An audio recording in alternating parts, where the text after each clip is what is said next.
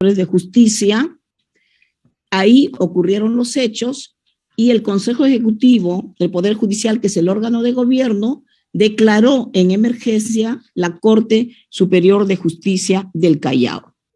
Pero como eso no era suficiente, dadas las graves consecuencias que trajo la difusión de los audios de la vergüenza, el entonces presidente del Poder Judicial, el doctor Duberlí Rodríguez Tineo, tuvo que apartarse del cargo y se designó un nuevo presidente del Poder Judicial, el doctor Víctor Prado Saldarriaga, que actualmente es el presidente de la Sala Penal Transitoria, que yo integro desde el año 2019. También se declaró en emergencia el Poder Judicial por 90 días y el propio órgano de gobierno, su Consejo Ejecutivo, se declaró en emergencia porque, según los audios, 2 o 3 de sus miembros también estarían implicados en actos de corrupción. Es decir, no hay tiempo durante los 20 minutos para explicar todas las consecuencias que se dieron a raíz de la difusión de los audios de la vergüenza. En el ámbito disciplinario, el órgano de control de la magistratura, que es la ONMA, dictó medidas cautelares de suspensión preventiva en el cargo de diversos jueces. Lo mismo lo hizo el órgano de control del Ministerio Público, porque en este caso estuvieron implicados jueces y fiscales. En el ámbito penal, porque ya dijimos el ámbito político, que trajo consigo la remoción de los miembros del Consejo Nacional de la Magistratura, en el ámbito penal se va a dictar medidas de suspensión preventiva en el cargo como medida cautelar, pero además se va a dictar la prisión preventiva, que comprende desde un juez supremo en lo penal y jueces de las distintas instancias como jueces superiores, jueces de primera instancia, incluidos jueces de paz, también fiscales desde supremos hasta fiscales adjuntos provinciales y también los jueces, los ex consejeros del Consejo Nacional de la Magistratura y generalmente por haberlos involucrado en actos de corrupción de funcionarios en el marco de la criminalidad organizada. Las prisiones preventivas que se dictaron fueron de aproximadamente 36 meses. También se van a dictar otro tipo de medidas cautelares, como los impedimentos de salida del país a efectos de que estas personas no puedan dejar el Perú e ir a refugiarse en otros países, pero lamentablemente ocurrió que uno de nuestros jueces supremos salió por el territorio peruano y ahora se encuentra en España en un proceso de extradición. Bien, toda esta situación que se generó en el ámbito del Poder Judicial, que fue muy lamentable,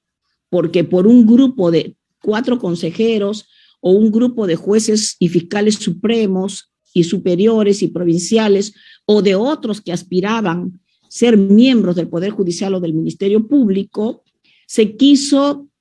decir de que todo el Poder Judicial y todo el Ministerio Público era corrupto, lo cual nosotros no aceptamos, porque el hecho de que una parte de los jueces, que era la minoría, haya incurrido en actos de corrupción, no significa que la gran mayoría esté comprometida en estos actos. Pero bueno, en ese momento se encontraba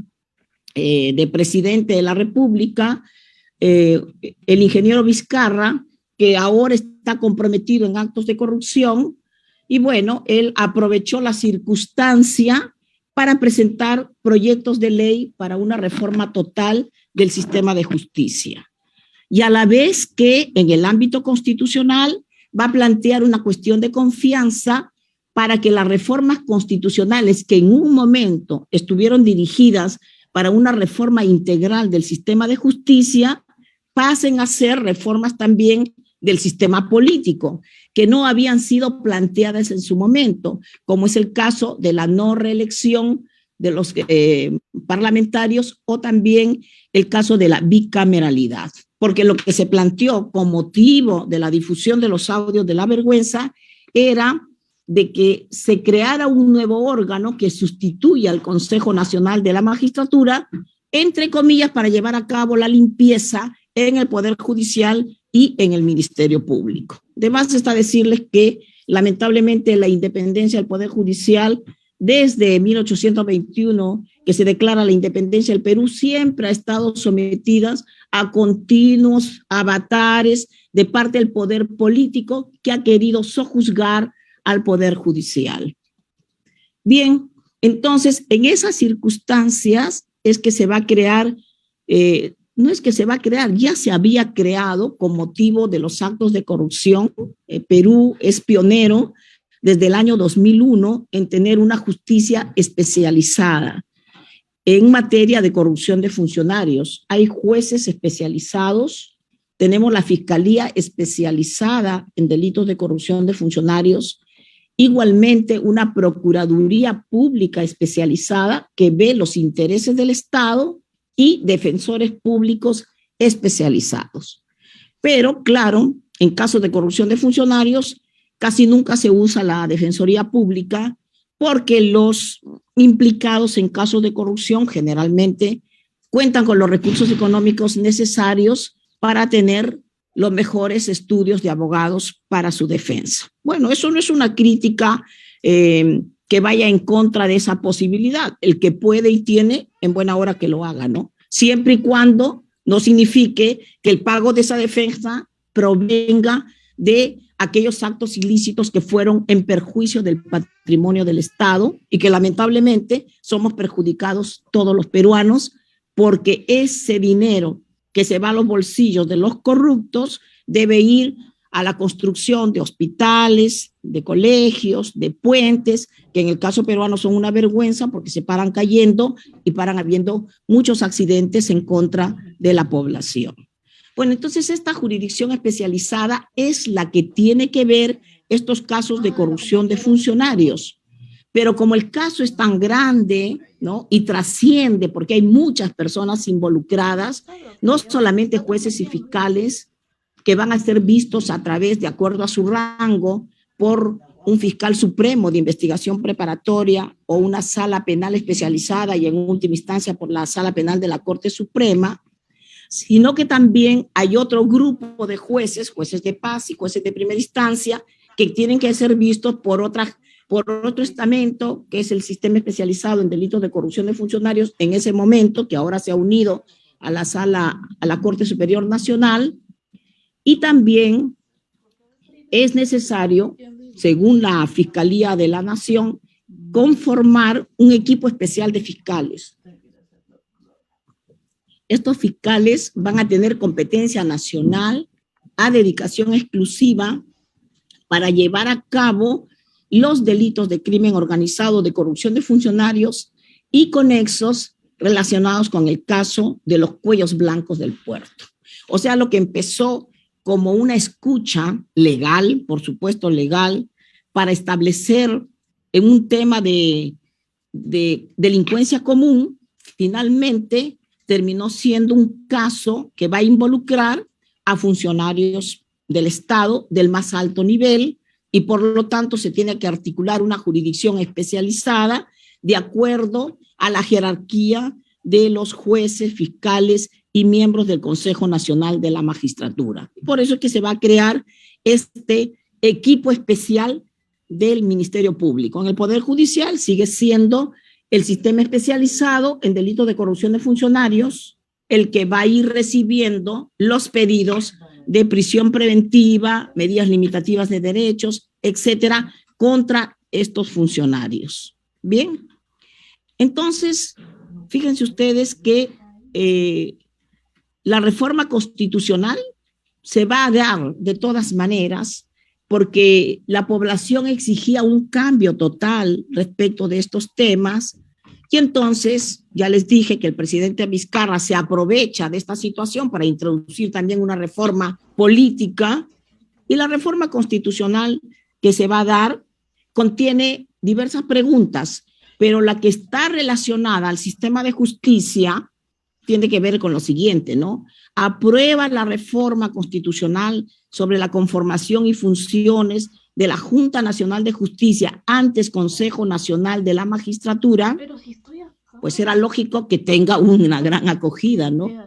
Fue tanta la acogida que los mismos jueces y fiscales seguramente con sus familiares fueron y votaron por el sí. ¿Por qué? Porque el problema de corrupción que se había generado y el reclamo popular era tan grande que era evidente que la reforma constitucional se tenía que dar, pero no era una reforma integral, porque yo comprendo de que el hecho de que se cambie el nombre de Consejo Nacional por Junta Nacional de Justicia y se le agregue algunas funciones a este nuevo órgano constitucional, sin tocar otros aspectos claves en el Ministerio Público o en el Poder Judicial, si bien es una medida satisfactoria en su momento, no es lo suficientemente al 100% adecuada para que se produzca una reforma integral.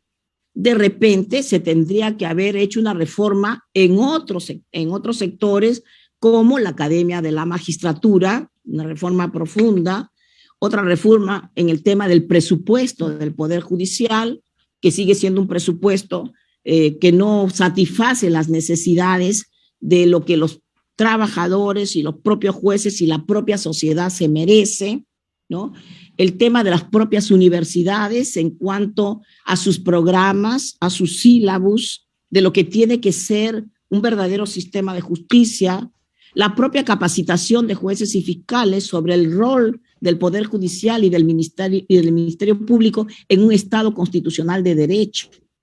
¿no? Entonces, se ha hecho la reforma solamente en relación a lo que son los artículos pertinentes a la Junta Nacional de Justicia, que siguiendo el modelo de otros países que existen en Europa, como el modelo italiano de los consejos de la judicatura o el tema de España, al igual que el Consejo Nacional, la Junta Nacional de Justicia va a seguir con la atribución de seleccionar a jueces y fiscales, ver el tema de su ratificación, ¿no? Y además también el tema del control disciplinario. Cuando se trata de jueces supremos para efectos de control, pero también se le va a dar nuevas funciones, como lo veremos en este momento. Al hacerse el cambio, la reforma constitucional, ¿no? de los artículos 154, 155 y 156 de la Constitución,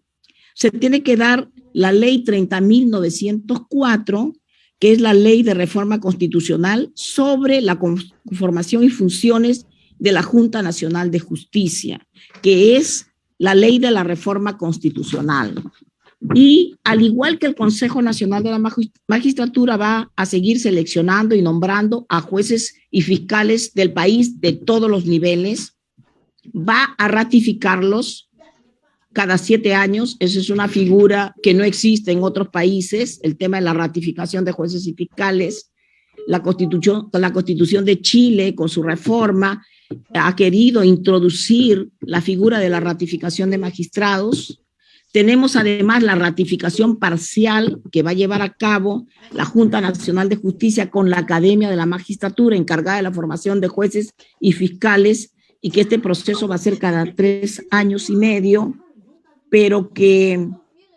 la ratificación parcial es lo que equivale en otros países como Puerto Rico, Costa Rica, Panamá, etcétera, evaluación del desempeño. Entonces los jueces y fiscales vamos a estar sometidos a un proceso de ratificación cada 7 años y a una evaluación del desempeño cada 3 años y medio. También en el tema de la destitución se va a aplicar la destitución,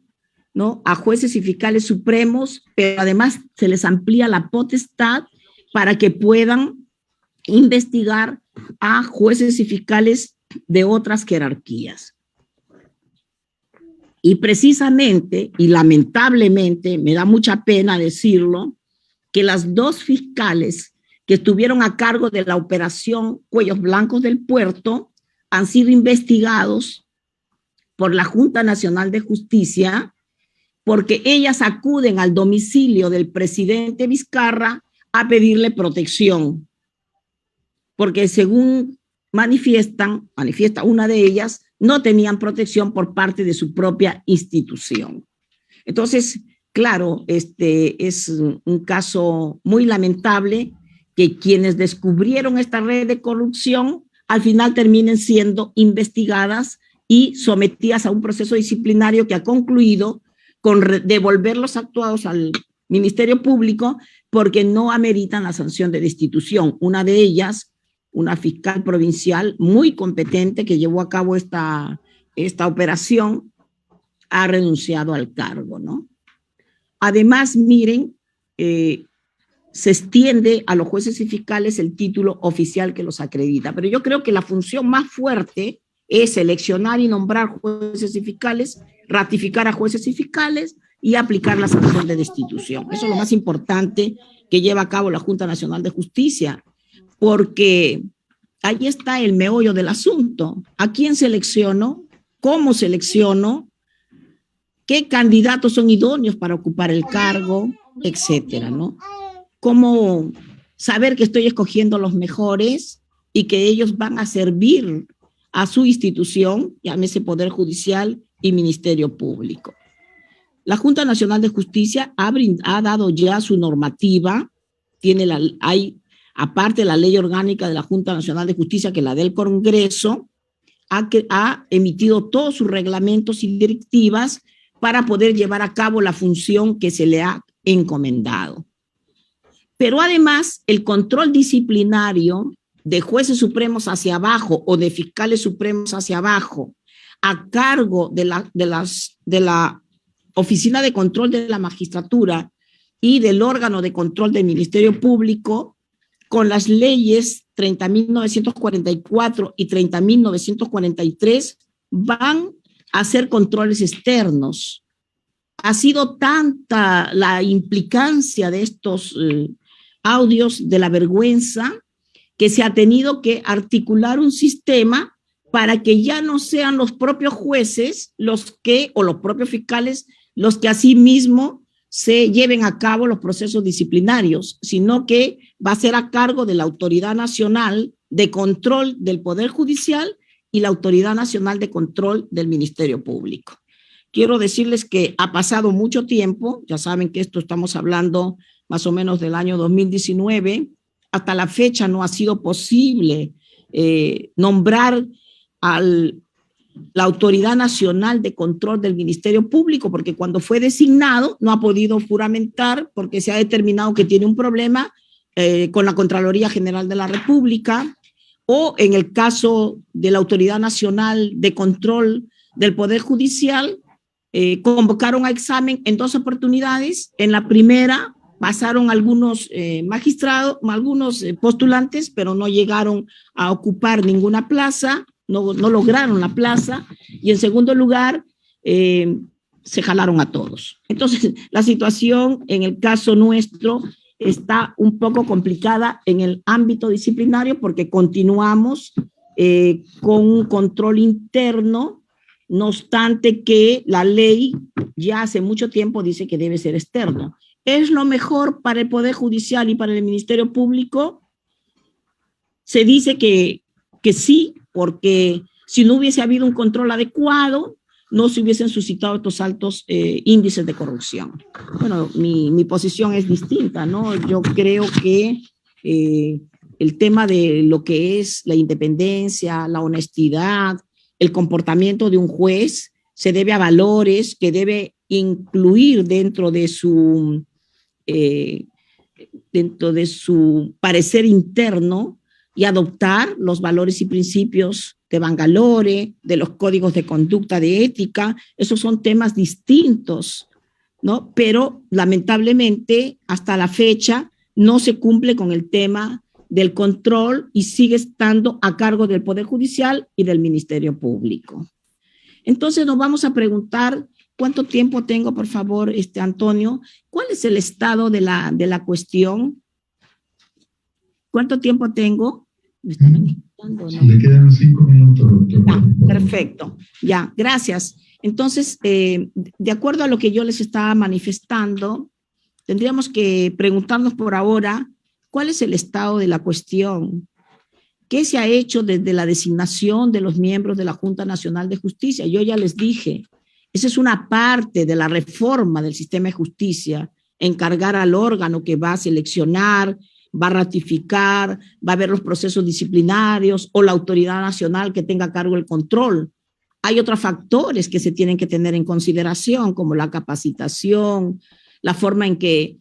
vamos a formar desde el comienzo una escuela judicial que no existe en el Perú, es una academia de la magistratura, pero que tiene unas funciones diferentes, temas presupuestarios. Esos son otros aspectos que no se vieron cuando se dijo que se iba a hacer una reforma integral del sistema de justicia. En realidad, para mí ha sido una reforma parcial.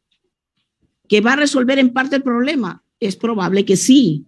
pero que no tiene una solución al 100%. Entonces, el problema que existe en el Poder Judicial, tanto aquí como en el Ministerio Público, es la gran cantidad de jueces provisionales y de jueces supernumerarios. Los jueces provisionales son aquellos que, siendo titulares en un cargo inferior, ocupan un cargo de mayor grado, y los jueces supernumerarios son aquellos que van a estar en una lista que establecen las Cortes Superiores o que hayan aprobado los exámenes de la Junta Nacional de Justicia, el nuevo órgano constitucional, y que se mantengan en reserva para efectos de poder acceder a un cargo. Pero subsiste el alto grado de provisionalidad. Entonces, claro, un juez provisional o un juez supernumerario no tiene una garantía de estabilidad. Nosotros somos jueces y lo sabemos perfectamente, que llegado el momento viene un nuevo presidente de Corte Suprema o Corte Superior y se producen los cambios que sean necesarios, y que el juez superior o el fiscal no tiene esa garantía de estabilidad. Y eso está pasando justamente con el equipo de los cuellos blancos del puerto en el tema de los fiscales, que se está acusando de que se está desmantelando a este equipo de fiscales y se está invocando una sentencia del de la Corte Interamericana de Derechos Humanos que establece que los fiscales provisionales o fiscales supernumerarios, podríamos decir, o jueces supernumerarios, no pueden ser removidos si no es porque existan causales previamente establecidas. Entonces, también es un gran problema dentro de este tema de lo que es la impartición de justicia, la alta rotación de jueces y fiscales,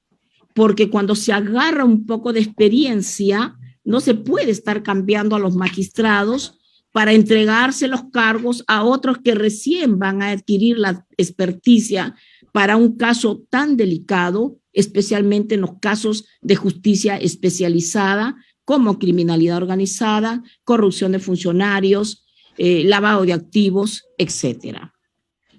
Además, es necesario de que se establezcan mecanismos idóneos, importantes, para efectos de evitar discrecionalidades a la hora de designar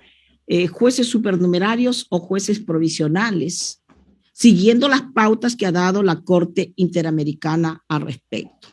Entonces, en conclusión, para ir terminando en este poco tiempo, da mucha pena que en el caso peruano un gran caso de corrupción se conoció a través de la difusión de un video, el video Curi Montesinos, con un congresista de la República.